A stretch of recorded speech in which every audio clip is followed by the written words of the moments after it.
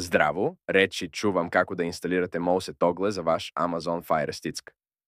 Първо чете морати да преузмете апликацию DovnLoader. Ако сте га вече инсталирали, можете прескочити овај корак.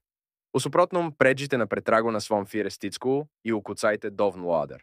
Када га пронаđете, кликните да бисте га инсталирали. Када инсталирате DovnLoader, време е да га подесите. Идите до подешаванđа, затим Mi Fire TV и отворите опција за програмере.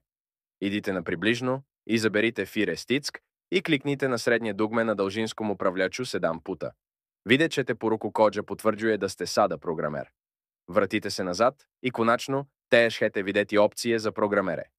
Отворите их, умогучите ADB, откланđање грешака и уклучите опцију за инсталирање непознатих апликација за DovnLoader. Отворите DovnLoader и унесите код. Овод ше вас одвести на веб локацију на којој можете преузети Mouse Toggle.